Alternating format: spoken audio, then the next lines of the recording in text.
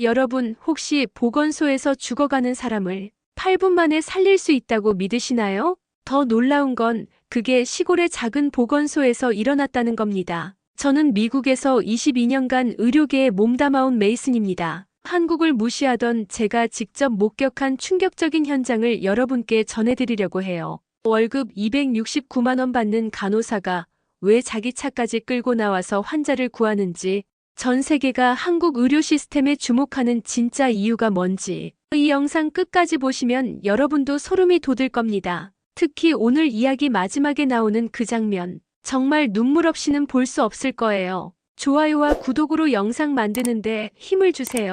감동 내국자에서 지금 시작합니다. 이게 말이 됩니까? 저는 미국에서 공공의료 시스템을 연구해온 메이슨입니다. 의사로 22년이지만 워싱턴에서만 15년을 보냈죠. 그동안 대형 병원과 정부 프로젝트만 들여다봤습니다. 의료 시스템에서 가장 중요한 건 규모와 자본이라고 믿어왔거든요. 작고 촘촘한 네트워크보다는 크고 거대한 구조가 곧 효율이라 여겼습니다. 그날 아침이었습니다. 2024년 헬스케어 지수 발표를 보던 저는 깜짝 놀랐어요. 대만이 세계 1위, 한국이 2위에 오른 겁니다. 심지어 미국보다 위였어요. 노트를 책상에 던지고 말았죠. 우리와 비교조차 안 되는 작은 나라들이 말이야. 한국이라고요? 전쟁으로 초토화됐던 나라 아닙니까? 의료 민영화도 제대로 안 돼 있는 곳이잖아요. 저는 냉소적으로 웃었습니다. 대학 시절부터 한국에 대해 들은 건 전쟁 이야기뿐이었어요. 미국이 도와준 나라, 가난했고 혼란스러웠고 스스로 아무것도 하지 못했다는 설명이었죠. 시간이 지나면서 한국은 제 머릿속에서 모방국이라는 이미지로 굳어졌습니다. 미국 제품을 흉내내고 기술을 베끼고 시장의 후발주자로 뛰어드는 나라. 저는 그렇게 한국을 규정했고 그 프레임에서 한 번도 벗어나 본 적이 없었어요. 몇 년 전 미국의 민간병원 네트워크 확장 프로젝트에 참여한 적이 있습니다. 그때 저는 한국의 보건소 시스템에 대한 보고서를 처음 접했어요. 모범적인 공공의료 모델이라는 제목이 붙어 있었죠. 그 보고서를 읽고도 저는 비웃었습니다. 그건 정부 주도의 통계일 뿐이야. 실제 현장은 형편없을 거야. 보고서를 덮어버렸어요. 그땐 몰랐습니다. 그 비웃음이 제가 진실을 외면하는 방식이었다는 걸요. 솔직히 말하면 저는 한국이 실패하길 바라고 있었는지도 모릅니다. 그들의 성공은 곧 제 시선이 틀렸다는 걸 증명하게 되니까요. 그러니 인정하고 싶지 않았습니다. 한국은 작고 뒤처진 나라다. 우리와는 비교할 수 없다. 그게 제 자존심을 지키는 유일한 방식이었어요. 지금 와서 돌아보면 그건 내 안의 빌런이었습니다. 바로 편견이라는 괴물이었죠. 어떤 국가든 오랜 시간 쌓아온 시스템에는 그 나름의 이유가 있거든요. 하지만 저는 그걸 보려 하지 않았습니다. 제 경험, 제 기준, 제 학문적 배경만을 절대적인 잣대로 삼았어요. 그 편견의 벽은 생각보다 견고했습니다. 며칠 뒤 포브스 측에서 취재 요청이 들어왔습니다. 일주일간 한국의 공공의료 시스템을 둘러보고 칼럼을 써달라는 제안이었어요. 솔직히 기대도 없었습니다. 그저 내 선입견을 확인하고 돌아오면 된다고 생각했죠. 객관적으로 접근해보자고 마음먹고 출발 전 한국보건복지부 자료를 찾아봤습니다. 전국 3,500여 개 보건소가 운영 중이라는 통계가 있었어요. 통계야 뭐든 좋게 만들 수 있지. 그런 생각이었습니다. 그리고 운명처럼 그날이 찾아왔어요. 경기도 외곽이었습니다. 오후 2시쯤이었죠. 현장 방문 도중 일행에게 전화가 왔어요. 어르신이 길에서 갑자기 쓰러졌다고요. 심정지였어요. 제 심장이 철렁 내려앉았습니다. 워싱턴에서 15년 의사 생활 7년을 합쳐 20여 년의 경력으로 봐도 위험한 상황이었거든요. 저는 직감적으로 판단했습니다. 병원이 너무 멀어서 구조 헬기라도 불러야 할 상황 아니야? 그 순간 현장 담당 공무원이 짧게 말했습니다. 근처에 보건소가 있습니다. 거기 먼저 가시죠. 저는 무의식적으로 고개를 저었어요. 보건소요? 장난하십니까?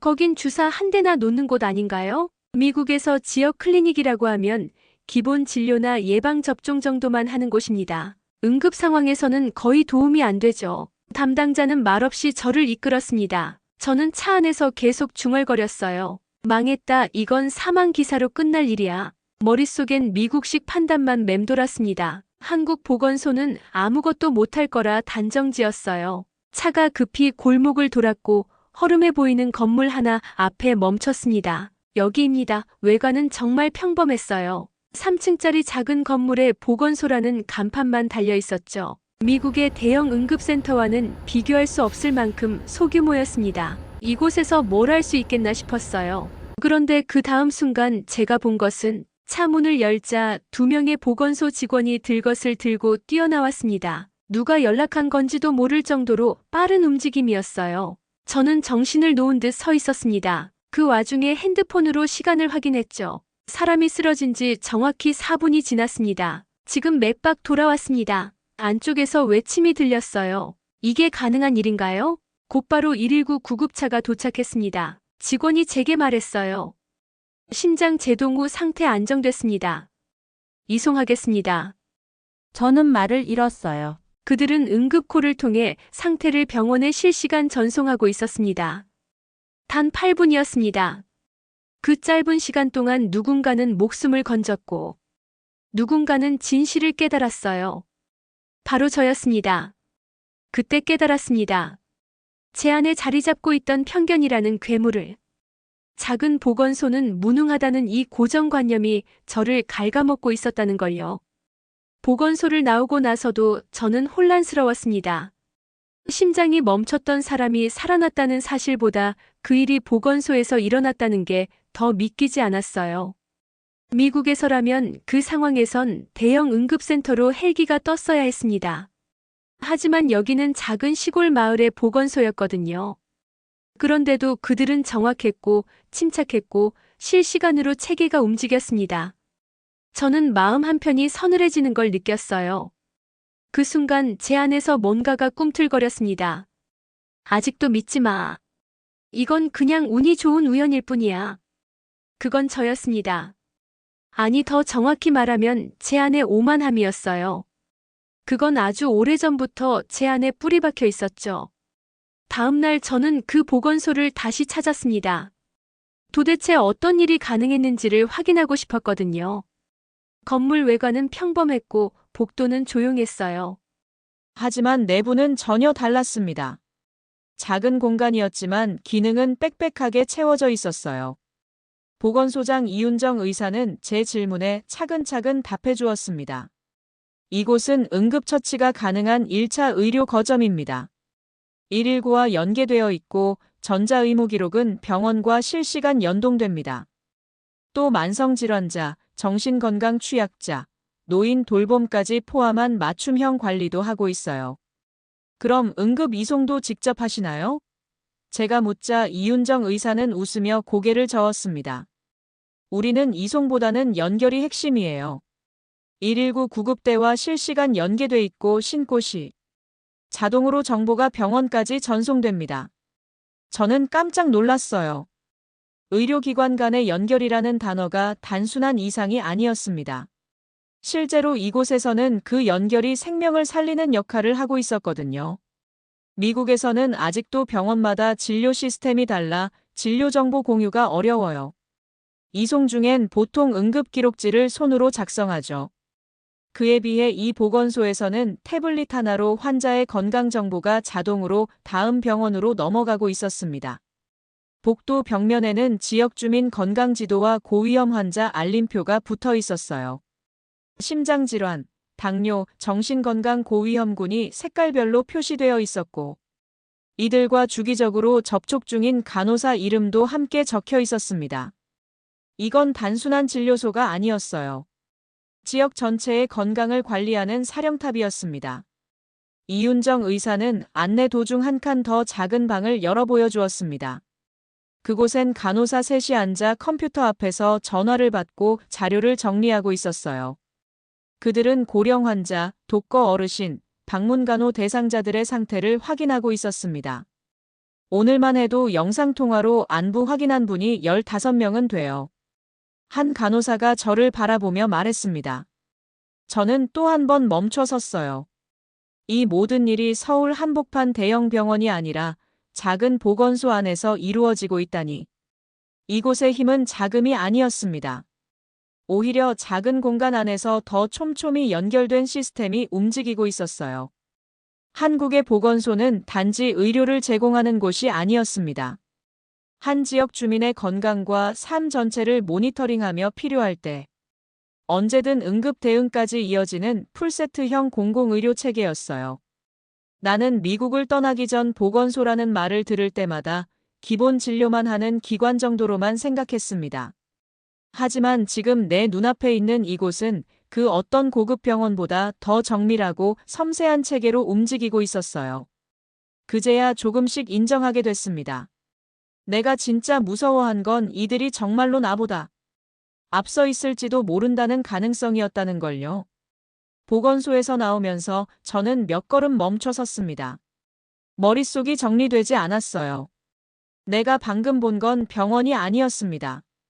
정확히 말하면 보건소라는 단어가 가진 정의 자체가 무너지고 있었어요.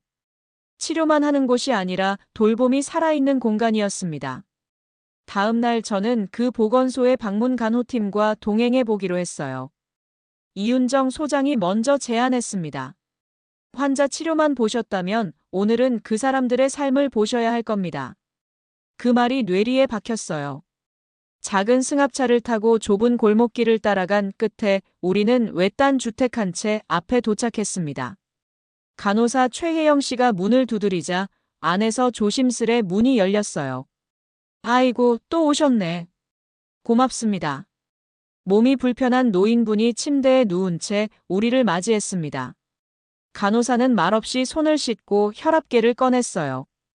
그 모든 동작은 숙련된 동시에 다정했습니다. 한쪽 구석엔 간이 조리대가 있었고 그 위엔 전날 보건소에서 가져온 약 봉지가 놓여 있었어요. 요즘 잠은 잘 주무세요? 최혜영 간호사가 부드럽게 묻자 어르신은 고개를 끄덕이며 미소를 지었습니다. 간호사님, 매번 이렇게 와주시는 게 정말 고마워요. 어르신이 혜영에게 당신은 내 가족이야 라고 말하며 눈물 흘리십니다. 저는 멍하니 그 장면을 바라봤어요. 간호사는 혈압과 혈당 수치를 기록한 뒤 손에 쥔 태블릿에 입력했습니다. 그 자료는 바로 보건소 본청으로 전송되고 필요시 전문의와의 협진으로 이어진다고 했어요. 이건 방문이 아니라 이동형 의료 시스템이었습니다. 다음에 간 곳은 외국인 노동자가 거주하는 컨테이너 주택이었어요. 이곳에서는 위장병 증세를 호소하던 남성이 대기 중이었습니다. 통역 간호사가 함께 동행해 대화를 도왔고 그는 진료 후 이렇게 말했어요. 처음으로 사람 취급받는 기분이 들었습니다. 그 말이 제 가슴에 깊이 꽂혔습니다. 미국에서도 이민자나 무보험자들이 이런 말을 하는 걸 여러 번 들었거든요. 하지만 저는 그걸 단순히 의료 사각지대의 문제라고 넘겨왔습니다. 그들은 제도 바깥에 있었으니까요. 하지만 여기서는 아니었어요. 이 보건소 시스템 안에 그들까지 들어와 있었습니다. 장애인, 독거노인, 외국인, 정신질환자. 모두를 위한 진료가 아닌 모두를 위한 생활 관리가 이루어지고 있었어요. 그날의 마지막 방문은 치매 초기 진단을 받은 여성의 집이었습니다. 조용한 골목 나무 계단을 올라 문을 열자 그 여성이 웃으며 맞았어요. 오늘은 시금치 볶았어요. 드시고 가세요. 간호사는 조심히 고개를 숙였고 부엌을 둘러본 뒤 냉장고 안식 재료까지 점검했어요. 진료와 상담은 일상의 대화 속에 자연스럽게 녹아 있었습니다. 저는 그 자리에 앉아있기조차 민망했어요. 이건 진료가 아니었습니다. 삶 그 자체에 대한 배려였어요. 차에 오르려는 순간이었습니다. 그 치매 초기 여성분이 혜영의 손을 꼭 잡으시더니 떨리는 목소리로 말씀하셨어요. 혜영아, 당신이 내 딸 같아요. 정말 고마워요. 그러시며 눈물을 흘리셨습니다. 혜영도 눈시울이 붉어졌고 저 역시 가슴이 뭉클해졌어요. 그들이 병을 앓는 존재가 아니라 존중받아야 할 개인이라는 걸 말없이 보여주는 과정이었습니다. 돌아오는 길에 저는 입을 열 수 없었어요. 어떻게 말로 이 감정을 설명할 수 있을까? 이건 제도나 숫자의 문제가 아니었습니다. 사람을 대하는 태도 자체가 달랐어요. 그 순간 저는 알았습니다. 치료보다 돌봄이 먼저인 시스템, 그게 진짜 공공의료의 시작이라는 걸요. 하지만 그날 밤 숙소로 돌아와 저는 깊은 혼란 속에 빠졌습니다. 하루 종일 제 머릿속에서 울려 퍼진 말은 단 하나였어요. 이건 의료가 아니라 사람을 대하는 방식이다. 그날은 이상했습니다. 보건소 대기실에선 기침 소리보다 한숨이 더 많았고 환자들의 눈동자는 지쳐 있었어요. 갑자기 전화벨이 울렸습니다. 평소라면 전담 행정직원이 받았겠지만 그날따라 모두 바빠 다른 담당 직원이 급히 받았어요. 복지센터 쪽 어르신이 갑자기 쓰러지셨어요. 맥박이 불규칙하고 호흡이. 통화가 끝나기도 전에 혜영 간호사는 가방을 챙겼고 운전면허가 있는 박 행정요원과 함께 보건소 차량에 올랐습니다. 그 장면을 본 저는 말없이 창밖을 봤어요. 이게 보건 시스템이 맞습니까? 그 말이 귓가에 계속 맴돌았습니다. 차량 부족 문제를 박 행정요원이 털어놨어요. 방문간호용 차량이 3대 있지만 관할 지역이 넓어서 항상 모자란다고 했습니다. 응급 상황이 겹치면 개인 차량을 써야 할 때도 있다는 말에 저는 의문이 들었어요. 과연 이런 상황이 얼마나 자주 벌어질까? 직원들이 개인 차량까지 동원해가며 일하는 게 정상적인 시스템일까? 어르신은 거동이 어려웠고 몸은 얼음처럼 차가웠어요. 병원까지 가려면 30분은 걸릴 거리였습니다. 혜영은 망설임 없이 말했죠. 여기서 먼저 조치하자. 체온 떨어졌고 저혈당일 수 있어. 포도당 가져왔지? 얼른 퍼지지 않는 손으로 혈당을 재고 약을 삼키게 도우며 맥을 짚는 모습. 나는 그 장면을 지켜봤습니다. 눈빛은 이상할 만큼 진지했어요. 혜영, 손이 너무 떨리는데? 괜찮아. 난 여기서 이거 하려고 간호사 된 거니까. 몇 분 뒤 어르신은 숨을 고르며 눈을 떴고 작은 목소리로 말했습니다. 또 살았네. 혜영이 덕분에. 그 말을 들은 저는 조용히 일어났어요. 그리고 통역 직원을 통해 말했습니다. 미국에선 이런 장면 상상하기 어려워요. 간호사는 환자 정보 관리만 하고 응급은 의사나 구조대 몫이죠. 그러곤 이렇게 덧붙였어요. 하지만 당신들에겐 누가 시키지 않아도 움직이는 힘이 있네요. 하지만 현실은 녹록지 않았습니다. 하루 일정을 따라다니며 깨달은 것은 이들의 업무량이 상상 이상이라는 점이었어요. 감염병 대응, 만성질환 관리, 방문간호, 행정 업무까지 담당하고 있었습니다. 한 간호사는 솔직히 번아웃이 심하다고 털어놨어요. 그래도 누군가는 해야 한다는 말이 가슴에 박혔습니다.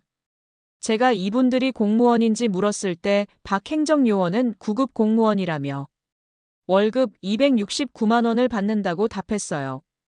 왜 이렇게까지 일하는지 묻자 누가 시켜서가 아니라 안 하면 사람이 죽을 수도 있기 때문이라고 했습니다. 그 순간 저는 더 큰 충격을 받았어요.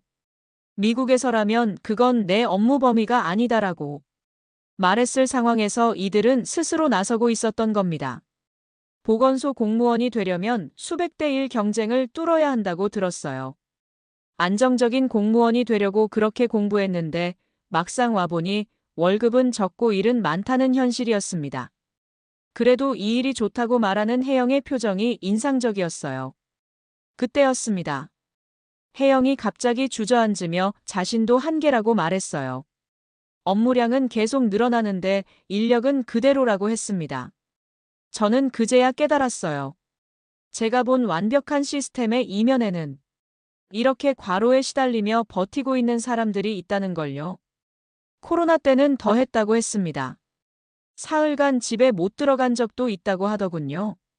왜 그럼에도 계속하는지 물었을 때 혜영은 잠시 고개를 숙였다가 말했어요. 처음엔 사명감 때문이었는데 이젠 그냥 포기하면 이분들은 어떻게 되겠느냐고 생각해요. 그날 밤 숙소로 돌아와 저는 깊은 혼란 속에 빠졌습니다. 노트북 화면 앞에서 1시간째 한 글자도 쓰지 못하고 있었어요. 하루 종일 제 머릿속에서 울려 퍼진 말은 단 하나였습니다. 이건 의료가 아니라 사람을 대하는 방식이다. 포브스 편집장의 말이 계속 맴돌았어요. 너무 호의적으로 쓰지 마. 독자들은 균형 잡힌 시각을 원해. 다음 날 저는 지역 대학병원 교수 이재문 박사를 만났어요. 그는 공공보건 정책에도 참여하는 내과 전문의였습니다. 미국과 한국의 차이는 단순히 시스템의 크기가 아니라 가장 먼저 누구를 바라보는가의 차이입니다. 그의 말이 가슴에 파고들었어요. 미국은 환자를 계약자로 보고요. 한국은 국민으로 봅니다. 당연히 책임도 다르고 우선순위도 달라지죠. 그런데 정말 한국만 특별한 건가요? 제가 이재문 박사에게 물었습니다. 그의 말이 가슴에 파고들었어요. 미국은 환자를 계약자로 보고요. 한국은 국민으로 봅니다. 당연히 책임도 다르고 우선순위도 달라지죠. 그런데 정말 한국만 특별한 건가요? 제가 이재문 박사에게 물었습니다. 아니요. 사실 대만도 비슷해요. 2024년 헬스케어 지수에서 대만이 1위, 한국이 2위였거든요. 아시아의 작은 나라들이 의외로 의료 시스템에서는 앞서고 있어요. 저는 깜짝 놀랐습니다. 그럼 미국은 몇 위였나요? 경제협력개발기구에서도 미국의 의료비 지출 대비 성과에 대해서는 지속적으로 문제를 제기하고 있죠. 그 말을 듣는 순간 제 머릿속이 복잡해졌어요. 만약 미국이 진짜 뒤처지고 있는 거라면 한국을 떠난 지 몇 달이 지났을 때 혜영으로부터 놀라운 소식이 담긴 이메일이 왔습니다. 박사님, 저희 보건소에서 인공지능과 사물인터넷 기술을 활용한 어르신 건강관리 사업 시범지역으로 선정됐어요. 다시 한국을 방문했을 때 저는 정말 놀라운 변화를 목격했습니다. 컴퓨터 화면에는 지역 어르신들의 건강 데이터가 실시간으로 표시되고 있었어요. 혈압이 갑자기 올라간 분, 며칠째 활동량이 없는 분들이 한눈에 보였습니다. 만 65세 이상 어르신들에게 혈압계, 혈당계, 손목 활동량계 같은 스마트 건강 측정기기를 무료로 대여해드리고 오늘건강이라는 앱과 연동해서 실시간으로 건강 데이터를 수집하고 분석한다는 것이었어요. 가장 중요한 건 고독사 방지 효과였습니다. 위험 신호가 감지되면 즉각적인 의료 개입이 가능하다는 것이었어요. 실제로 사업에 참여한 박영수 할아버지를 만났을 때 그분의 만족도는 상상 이상이었어요. 혈압약 복용을 자주 깜빡했는데 이제 앱에서 알림이 와서 규칙적으로 드세요. 매일 건강 미션을 실천하고 피드백을 받으면서 혼자가 아니라는 느낌을 받아요. 그날 오후 저는 혜영을 다시 만났어요. 그녀는 새로운 프로젝트 팀장을 맡고 있었습니다. 박사님, 정말 신기해요. 기술이 발전하니까 우리 일이 줄어드는 게 아니라 더 의미 있어졌어요. 예전엔 어르신들이 위험해도 모르고 지나갈 때가 많았는데 이제는 미리 알고 도울 수 있거든요. 그 말을 듣는 순간 저는 깨달았어요. 진짜 혁신이란 기술 자체가 아니라 기술을 통해 사람을 더 잘 돌볼 수 있게 되는 것이라는 걸요. 한국의 보건소는 인공지능과 사물인터넷까지 활용해서 미래형 건강관리를 실현하고 있었습니다. 하지만 그 모든 첨단 기술의 중심에는 여전히 사람이 있었어요. 이것이야말로 진정한 혁신이었습니다. 기술 발전과 인간적 돌봄이 하나가 되는 미래형 의료 시스템, 그리고 그 중심에 보건소가 있었어요. 미국으로 돌아온 지 1년이 지났습니다. 제 컴퓨터엔 혜영이 보내온 이메일들이 쌓여 있어요. 혈압 관리에 성공한 할머니, 당뇨 합병증을 예방한 할아버지, 그리고 고독사 위기에서 구해진 독거 어르신들의 이야기가 담겨 있었습니다. 포브스에서 발간한 제 보고서는 예상보다 큰 반향을 일으켰어요. 미국 의료계에서도 한국의 보건소 시스템에 대한 관심이 높아졌고 몇몇 주에서는 벤치마킹을 위한 연구팀을 꾸리기도 했습니다. 하지만 가장 큰 변화는 저 자신에게 일어났어요. 지난주 워싱턴 의료정책연구소에서 주최한 국제 심포지엄에서 저는 특별 강연을 맡았습니다. 제목은 사람이 먼저인 의료 시스템을 향하여였어요. 강연을 시작하며 저는 청중들에게 질문을 던졌습니다. 여러분, 의료의 본질이 무엇이라고 생각하십니까?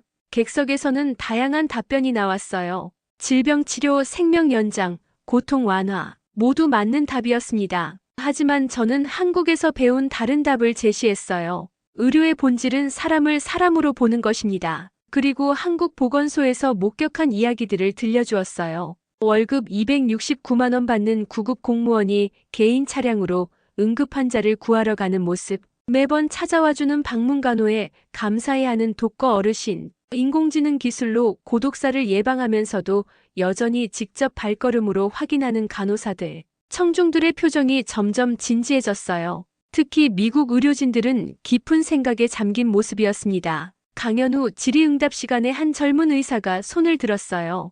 박사님, 하지만 미국은 한국과 다르지 않습니까? 인구도 크고 의료 시스템도 복잡하고. 저는 미소를 지으며 답했습니다. 물론 다릅니다. 하지만 사람을 바라보는 시선은 어디든 같을 수 있어요. 환자를 계약자로 볼 것인가, 돌봄이 필요한 이웃으로 볼 것인가. 그 차이가 시스템 전체를 바꿉니다. 강연이 끝난 후 한 보험회사 임원이 저에게 다가왔어요. 박사님 이야기를 듣고 보니 우리가 놓치고 있는 게 많은 것 같습니다. 비용 절감에만 매달리다가 정작 중요한 걸 잃어버린 건 아닐까요? 몇 달 뒤 제게 또 다른 소식이 전해졌어요. 혜영으로부터 온 이메일이었습니다. 박사님, 저희 보건소 인공지능 건강관리 사업이 전국 확대된대요. 그리고 더 놀라운 소식은 미국 텍사스주에서 저희 시스템을 벤치마킹하겠다고 연락이 왔다는 거예요. 이메일을 읽으며 저는 가슴이 뭉클해졌어요. 제가 한국에서 받은 감동이 이제 미국으로 거꾸로 흘러오고 있는 느낌이었습니다.